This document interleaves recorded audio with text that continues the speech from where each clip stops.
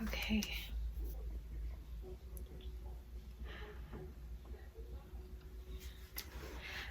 Hi guys. This is gonna be a sit down and talk, and I understand that everyone is not going to agree with what I have to say, but it's not your truth, it's mine. um I had a rough night. I couldn't sleep due to all the calamity that's going on. As you can see, I'm a black woman. Promised I wouldn't get emotional, so I'm trying to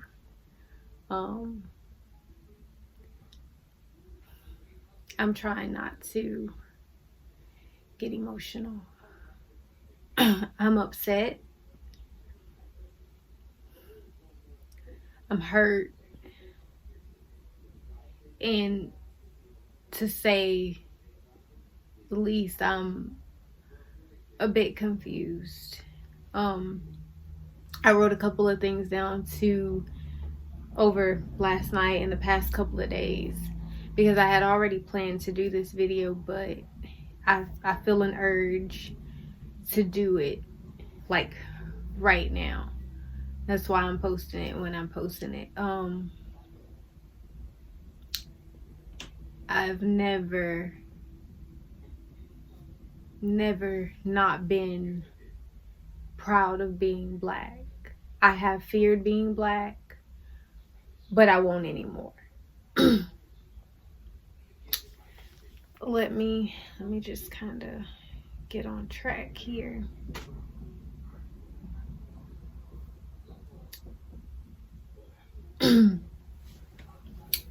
So I want to make it clear that these riots are not solely because of the killing of George Floyd, though that is a devastating loss and an unexplainable loss, a loss that no mother should ever have to, deal with.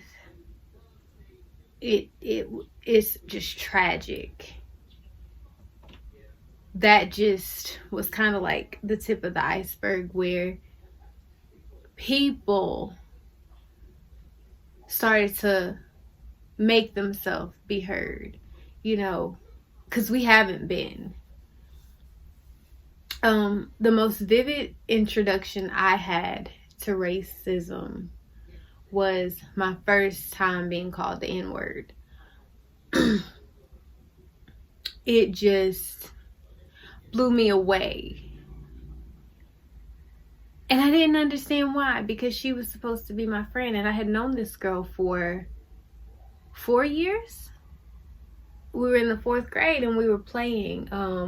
My school had a large, my elementary had a large playground, and we were just playing. And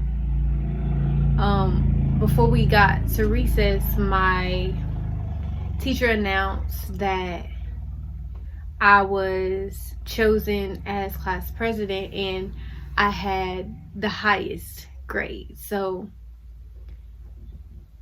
I didn't want to be class president, but it happened. I really didn't think anything of it. I would rather go and play with my Bratz dolls.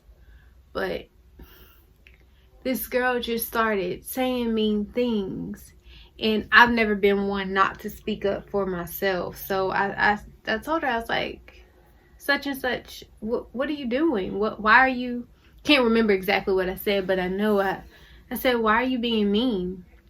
And I'm in the 4th grade, and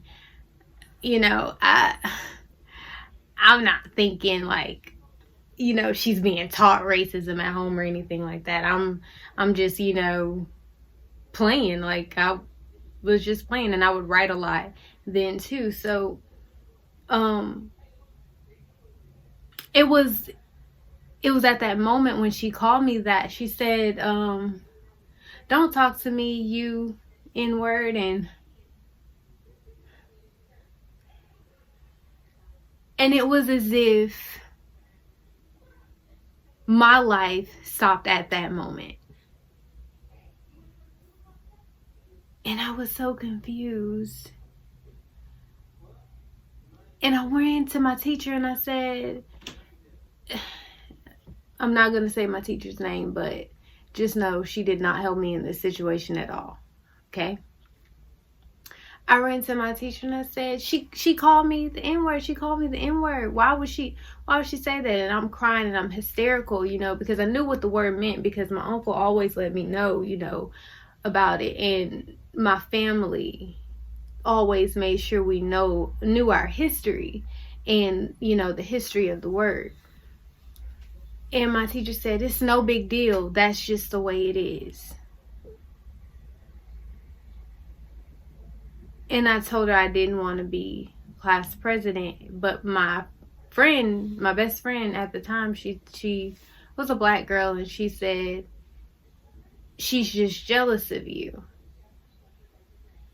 But at that time, I was like, what did I do for her to call me that? Because I knew why they would call people that, back in the day, And I was like, we are not in those times, That's what I thought as a fourth grader. That is honestly what I felt. So from that moment on, things changed. And that was in elementary school. That was in the fourth grade. And there's no explanation as to why that happened, besides the fact that I made a higher grade than her and I was elected to be class president. Something I didn't even want. Mind you, this is what they do. They bring us here. Well, this is what they did. They brought us here and challenged our talents and our gifts. And when we exceeded what was expected, they got mad. Like when I can remember my great grandmother telling me stories about when she was a little girl, learning to read was, almost secret. And I didn't understand. How do humans tell other humans who to be, what to do, what to say, how to say it, how to feel? The color of your skin dictates who you are. Culture-wise, it definitely does, but as far as how you're allowed to live, where you're allowed to live, I see the looks that people give me sometimes. I've had people come and touch my hair and ask me what I'm mixed with, and I've honestly watched documentaries, and I can't fathom how this has happened. We have been disrespected in so many ways. It has become comfort to kill us for no reason. And please, y'all, don't be confused. This did not just begin. Okay? The friends that are saying racist comments, they've always felt that way. They have never been open to your freedom. This isn't the land of the free or the home of the brave. It's not. They never had to have a reason to destroy us. And this is me reading what I've already written so that I don't get angry, because I will. The truth is, they can do it. They've proven that continuously. They have. Whether we peacefully protest or tear the world into shreds, it will always be wrong. There will always be something wrong with what we're doing. They will never see us. We will never be enough. And when Colin Kaepernick kneeled, I was not much of a fan of him. I'm not a big football fan, but I've always been hoorah Saints. But when that man kneeled, everything that I have ever been proud of as a black woman just rose up in me. Because for him to take a stand like that, and for people to treat him the way that they did, it really took a toll on me. And there were times where I was just like, how is this happening? This is supposed to be a free country. This is supposed to be a loving, caring country, but how could it be? How could it be? Who are they? Because I keep saying they. That I don't see colors. How? Are you blind? Are you colorblind? That's the only explanation for you not seeing color. Respect my color. That's all. That's all. Because you see it. You know I'm black. Like, come on. Let's throw that out the window. You see my color. You know that I'm black. And I hope you know that I'm unapologetically black. And I'm very proud of being black. But don't say that you don't see color. Because you do. When we ask for equality, it does not mean that you strip away our culture, you strip away our race, because race is going to be there. It is. For the rest of our lives, we're going to have to say, I'm black, white, whoever. But for you to say that you don't see my color, and I'm standing here in front of you black as coffee, come on. Like that's disrespectful. You do see color. You're just say, I do not agree with the racist things that are happening in the world. And leave it at that. They are the I'm not racist, but I will allow other races to continue with their antics. If you do not take a stand, then you are no better. You're a hypocrite. If you say that's not right, but you see it happening and you don't say anything, what are you? So that's that. What was he arrested for in the first place? It does not matter. Taking the life of an innocent, unarmed human being, whether they're black, white, whatever, is wrong. But the reason why we are so upset is because it does not continue to happen to white America. It continues to happen to black America. The peaceful protesters, whether they're sitting in their car minding their business, sleeping in their homes, walking home from wherever they had the free will to go in the first place. Getting upset.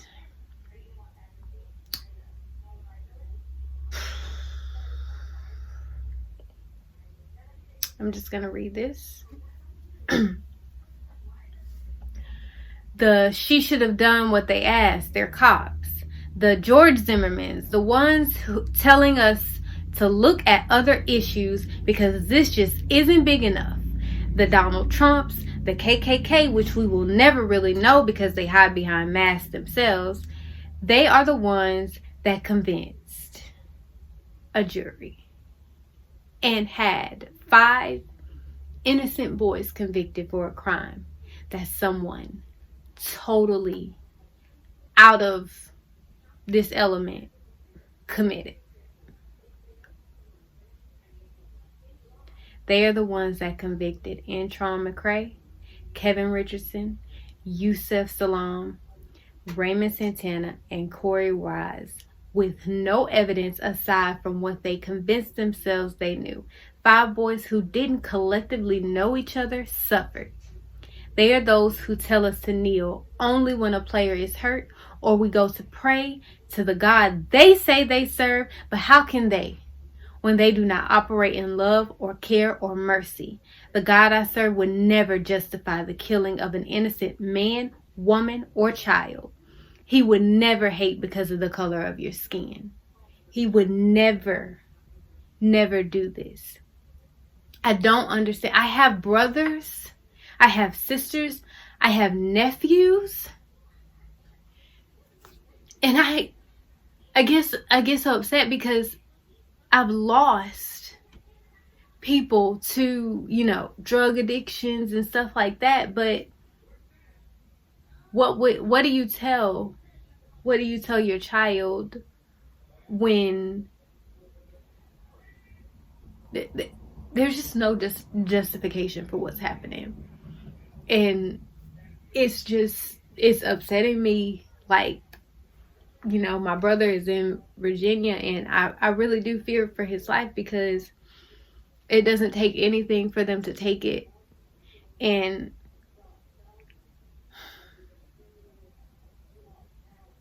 it's just so sad. The system has been an injustice to us since it was formed. I wrote this a long time ago, and there's no better time to say it than right now. What am I to teach my kids? What am I to tell them? Because the law says one thing, but does a totally different thing. Like, there's no justice in most of the cases that are brought to the attention of the detectives and the police. And I always hear, we can't do everything. What I'm so confused as to what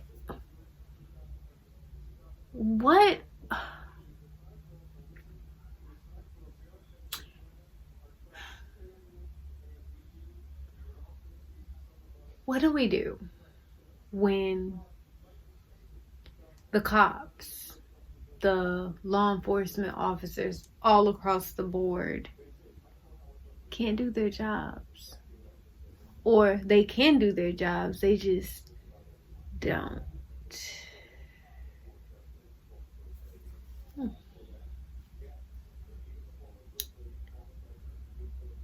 If you watch Set It Off, he asked her what's procedure. And this is something that is constantly brought up. Not only for law enforcement officers, but also for us as civilians. Procedure is to do what the cop tells you to do. But what's the procedure for the cop? Because it's never the same. I watch Cops. I watch Live PD. What is the procedure? Because it's all different. And if you watch Set It Off, she was startled. Not Stormy, what was her name? Was it Frankie? I don't know. I don't remember Vivica Fox's name in that movie, but I believe it was Frankie. She was startled. She had known this man. Like, she was trying to get him not to do this because it was going to ruin his life, or he could possibly lose his life, which I believe is what happened. But she didn't follow procedure, so that caused her to lose her job. But when cops don't follow procedure, they get paid vacations and what? You take an oath and you're supposed to protect and serve, and you do neither. Because I'm thinking about George Floyd, and I just, that's not protecting, and it's certainly not serving anything but injustice.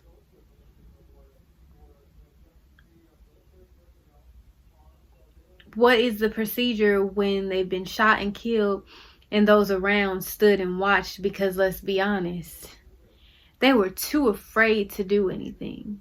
They didn't want to lose their lives as well. They didn't want to be the next casualty of war, because we are in a war. They didn't want to have to deal with the fact that, oh,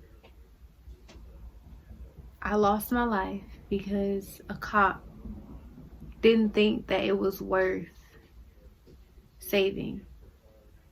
I watched so many detective and cop shows and so many crime series, and I know the episodes. One episode of In the Heat of the Night, Virgil killed a girl and she was unarmed, and Virgil's Hibbs shot an innocent girl on one episode of In the Heat of the Night. And it was such a vital episode because you see firsthand what a true cop feels when they've done something wrong. How a true detective is supposed to react when they've done something wrong. He was apologetic. He was begging for mercy. He didn't, want that girl to die at his hands. But she did. And, he had to kind of build himself back up. And it's like, all we get from these people is, oh, well, we're sorry. Not really sorry, but we have to say we're sorry because that's the way to be. No, I need your job. I need your badge. Okay? And not only that, I need you to serve the same time that I would serve had I killed a man for no reason. Okay? Because for some reason, there's a unspoken, unwritten law that if I'm a law enforcement officer and I am white, I don't have to serve the same time or any time.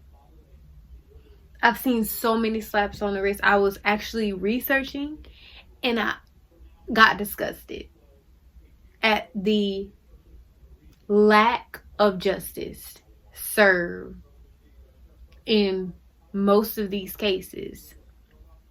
When you accuse someone of doing a crime and you stack on, what is it called?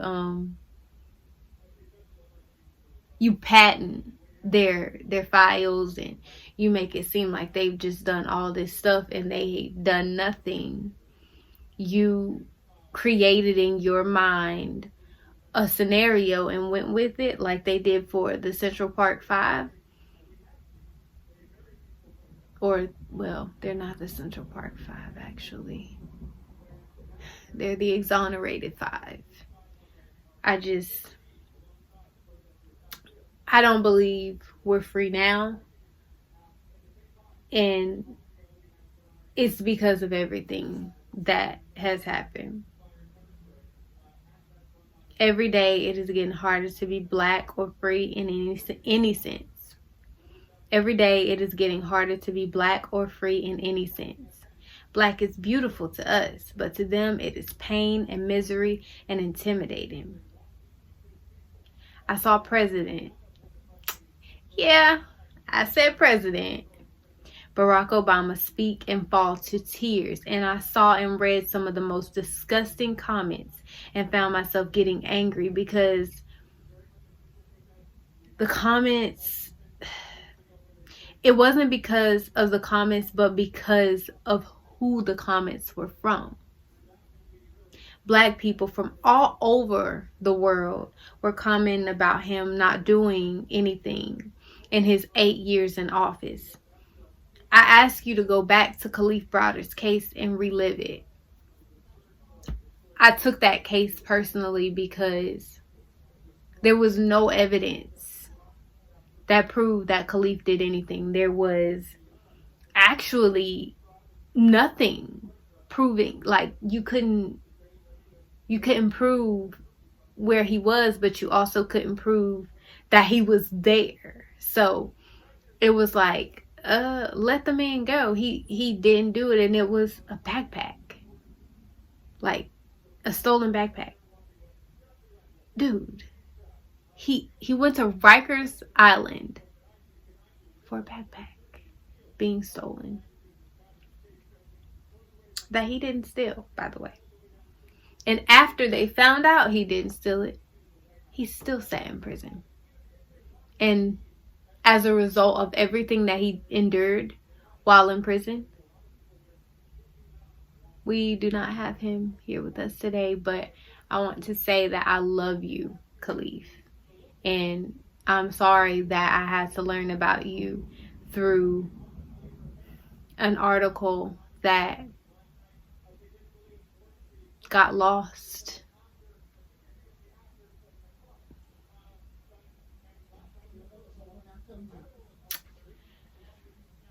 It's a case I'll never forget. It broke my heart. It broke Obama's heart, and that was why he went and changed the law.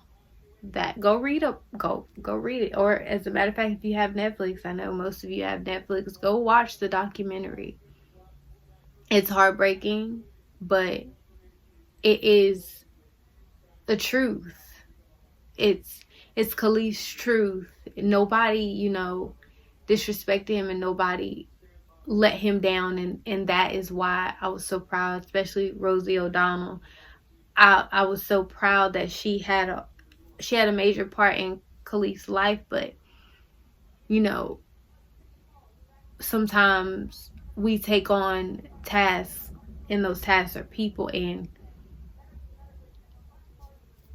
we can't save them the way they want to be saved. And this was a very tragic case. He was so young and so fragile, and he didn't deserve what he dealt with. And just like Corey Wise, and actually all of the boys, but I feel for Corey because he had no one.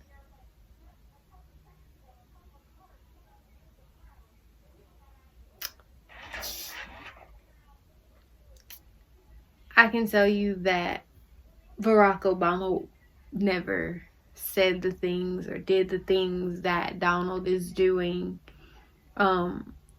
He's sitting up like he's massa, and we the slaves, and his palace is running amok.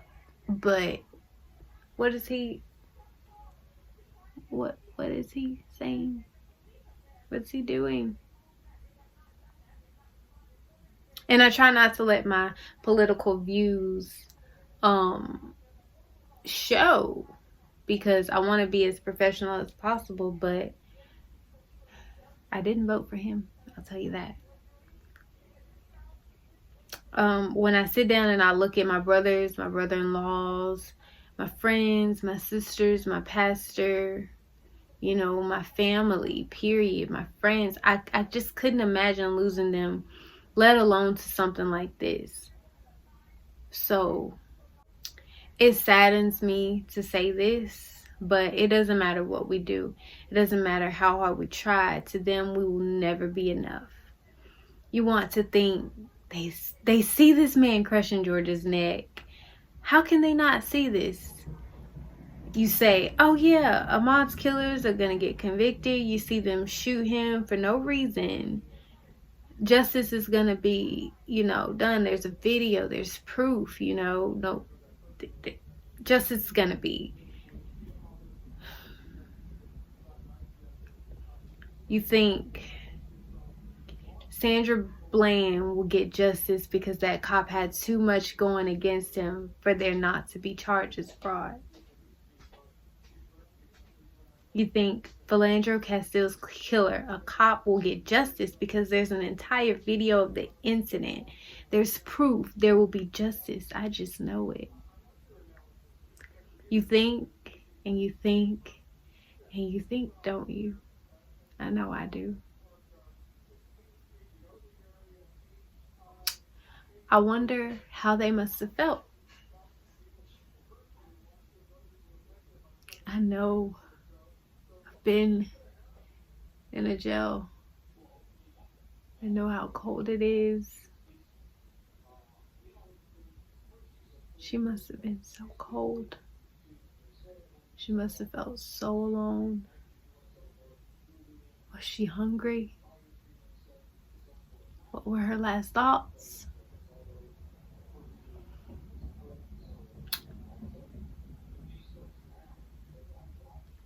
Were there witnesses? Did she plead for her life? Or did she fight till the end? How long did she sit there?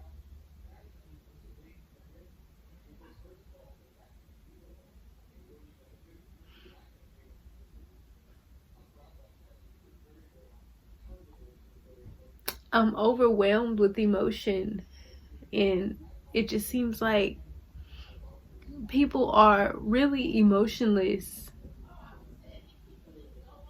because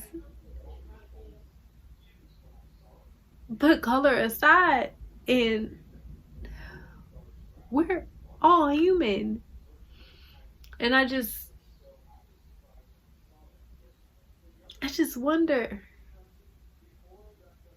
I always wonder, did we do enough for her, for him? Are we doing enough for Ahmaud? Are we doing enough for George? Because I would want someone to fight for me. I would want someone not to be silent.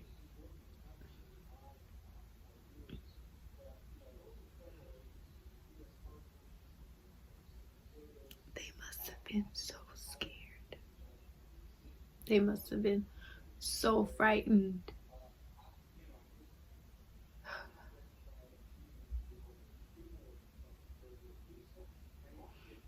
When I look back at the losses that we have severed, and I'm only 24, and I didn't really live through the civil rights movement, but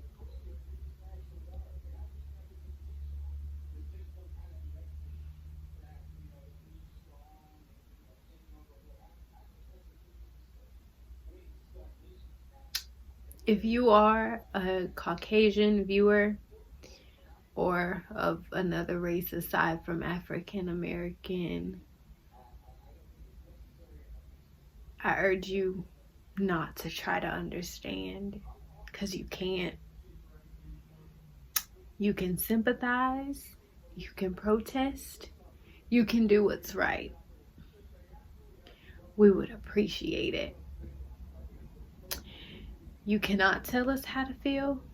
You cannot compare the killings of black men and women by cops or any other white person or persons to the killing of a white man. We do not condone killing of any.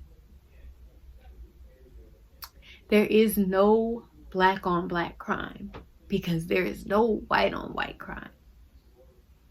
When you kill another person, you are wrong.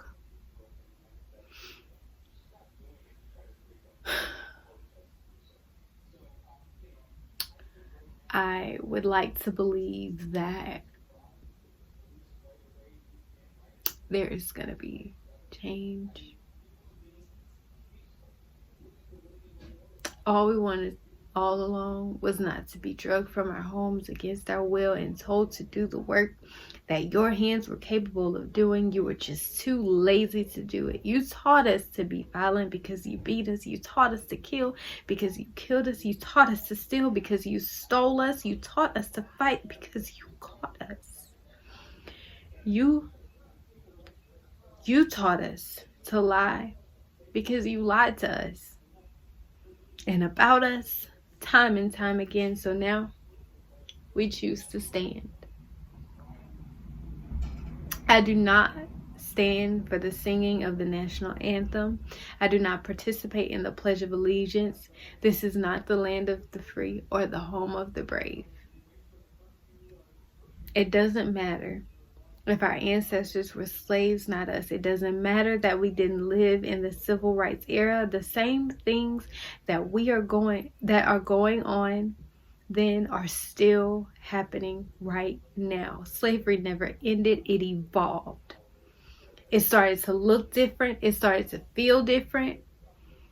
We were still held captive. We just got a little more freedom than what we had before. But the chains are still there.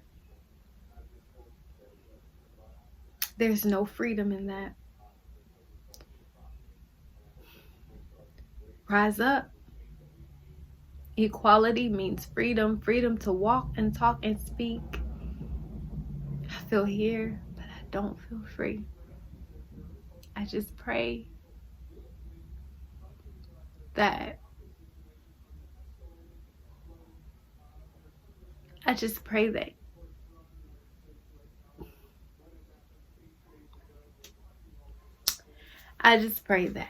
everything that is happening right now, the protests and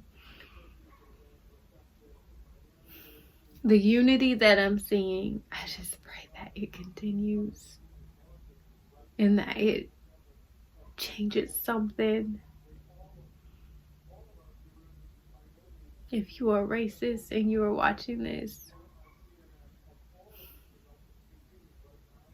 I'm sorry for you, because you can't see the beauty in other people, but we will always see the beauty in you, because this country is not only about Black people, it's not only about white people, but right now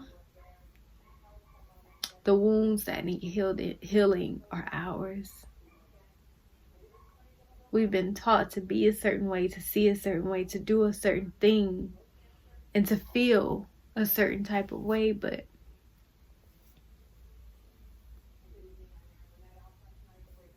it's time out. I didn't mean to get as emotional as I did. I really did try to contain myself, but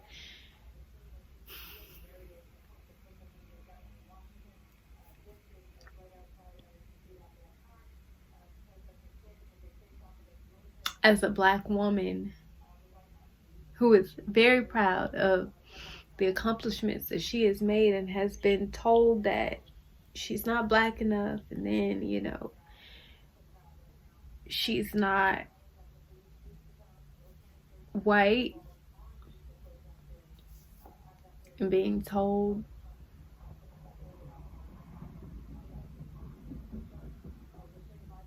that my life isn't worth anything because I'm just Black.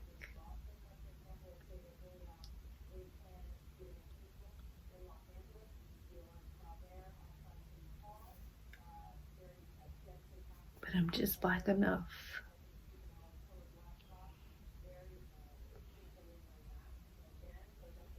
I am so proud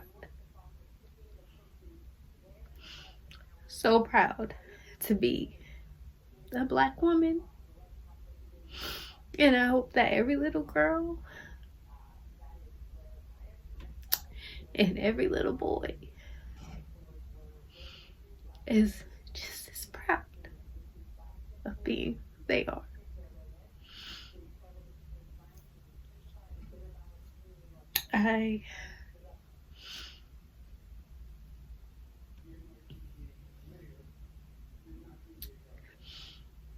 I just want to say that I am so proud of everything that everyone is doing. And this country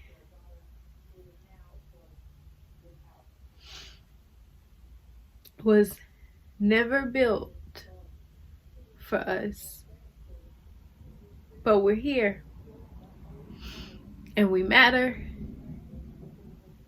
and we're Black, and we're proud, and we're beautiful. thank you guys for listening.